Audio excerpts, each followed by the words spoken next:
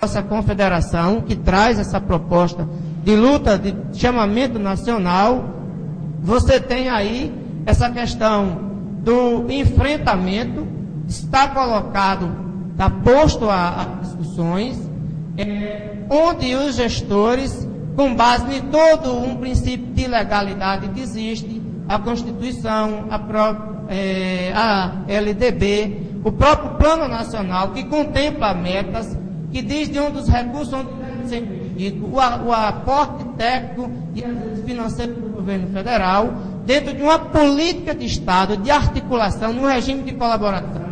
Assim diz o artigo 211, a gente tem conseguido avanços. Agora, há estados, há problemas mais localizados em alguns municípios, principalmente onde tem aqueles gestores que ainda têm um pensamento mais retrógrado e vê o financiamento da educação não como um investimento social, e sim como um gasto, que de repente se nega a discutir, porque no próprio artigo 206, que é o artigo que fala dos princípios que regem justamente a educação, fala da gestão democrática, então que não se abriram para o novo, ainda não entenderam esse processo de construção que a nossa sociedade tenta construir, tenta como esse enfrentamento, esse chamamento e o protagonismo dos sindicatos, as centrais sindicais, com uma pequena participação da sociedade, porque hoje eu não tenho dúvida, a educação ela só vai ter realmente um reconhecimento, só vai haver um investimento e a valorização desses profissionais no dia que a sociedade justamente cobrar e no dia que ser uma prioridade número 1 nesse país, porque não é. Você mesmo coloca a questão da violência que se leva para a escola, aí a mídia vai, chama, diz que está o caos, se paralisa para discutir Copa do Mundo, que vai acontecer ainda em 2014, nós estamos no início de 2011, a Olimpíada 2016, está em construção de estados, de infraestrutura, mas a infraestrutura da educação, ela não é pensada como se deve. Então, isso tem que haver justamente uma união, uma participação da sociedade. Não basta só os sindicatos, tem que haver esse enfrentamento também por parte da população. E diga-se de passagem, a maneira como o professor ele foi sendo tratado, como a própria professora colocou, como ele multiplica o seu salário, ocupando 20 horas numa escola, 20 em outra, e muitas vezes 20 em outra, ou mais 20 para estudar. Ele não tem tempo nem de buscar informações do seu sindicato, não tem tempo de se politizar. Infelizmente, nós temos muitos professores que não entendem como se dá a luta, não são politizados à altura para justamente tanto colocar para o seu aluno, dar uma formação cidadã ao seu aluno, como ele próprio não exerce esse exercício da cidadania. Inclusive, a professora Amanda, ela colocou isso com muita propriedade. Como é que ela está em sala de aula, falando de cidadania, e se ela própria, de repente, não tem esse nível de conscientização da sua própria valorização e da sua organização? Então, precisa uma coisa muito mais profunda, porque, como eu coloquei, é uma construção.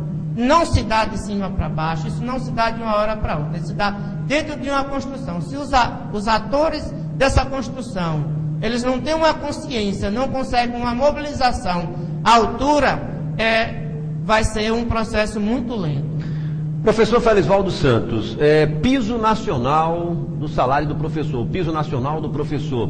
O governo federal fez a sua parte, implantou, foi sacramentado, passou a ser uma lei nacional, mas alguns estados e alguns municípios alegam não dispor de recursos, de fluxo de caixa para conseguir manter esse piso na sua integralidade. Alguns estados chegaram, inclusive, a entrar com uma ADIM. Me parece que o caso do Mato Grosso do Sul, Mato Grosso, o Ceará, inclusive com o governador Ciro Gomes, que é de um partido socialista, onde eles ingressaram com uma ação direta de inconstitucionalidade, alegando que esta seria uma lei inconstitucional inconstitucional porque não teria base e sustentação jurídica para a sua aplicabilidade.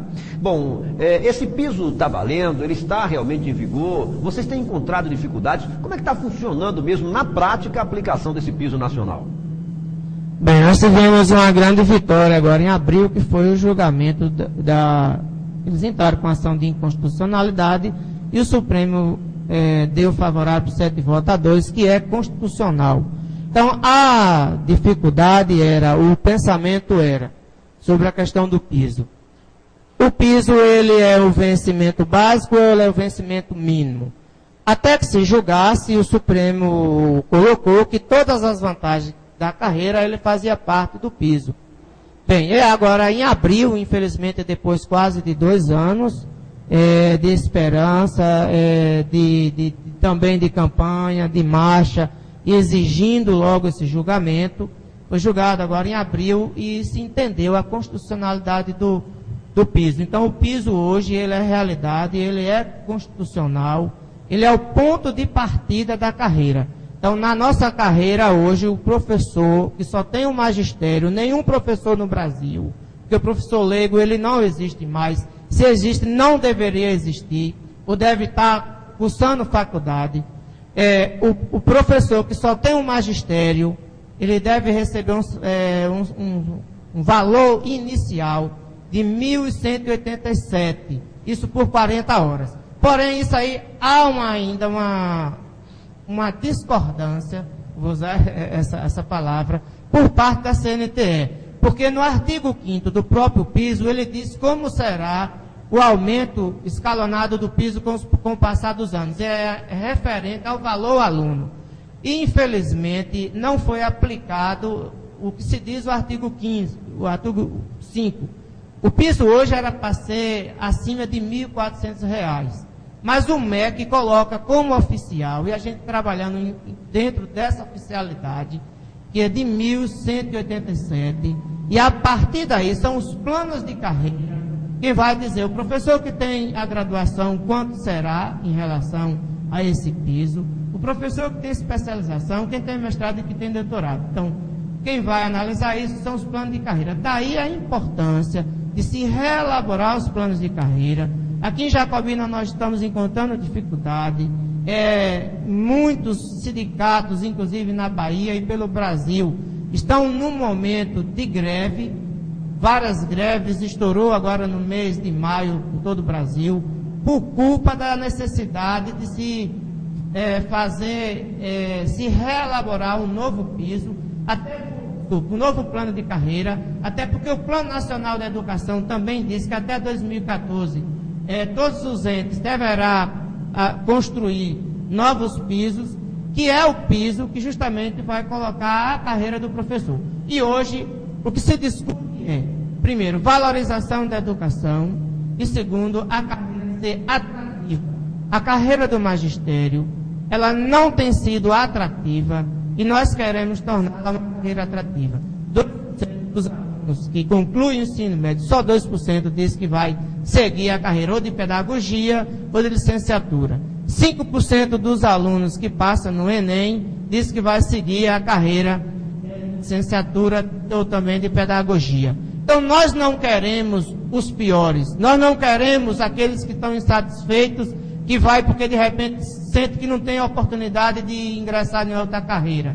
Nós queremos que sejam os melhores, e para ser os melhores, eles têm que ser valorizados. Daí a própria presidenta Dilma dizer que até 2020, que é quando se estende esse novo plano nacional que estamos construindo, ele deverá entrar em vigor já em 2011, infelizmente está ainda no Congresso, e que tem vigor até 2020. Lá tem várias metas, várias propostas, inclusive discutido com a sociedade civil.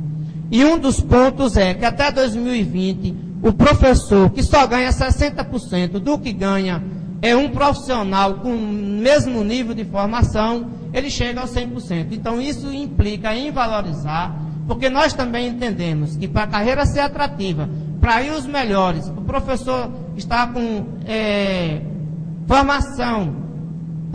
Vem aí o MEC, está valendo, o MEC a partir do próximo ano vai oferecer mestrado. mestrado à distância, mestrado presencial, com bolsa. Então, para você ter uma carreira atrativa, formação, você tem que justamente estar colocando isso como princípio, como valor básico, para que você consiga melhorar a qualidade do ensino, porque a qualidade do ensino também passa pela formação do professor. Formação também passa pela valorização e atração. Então, nós estamos em um processo de construção, e eu sempre tenho dito, eu sou um otimista, e a gente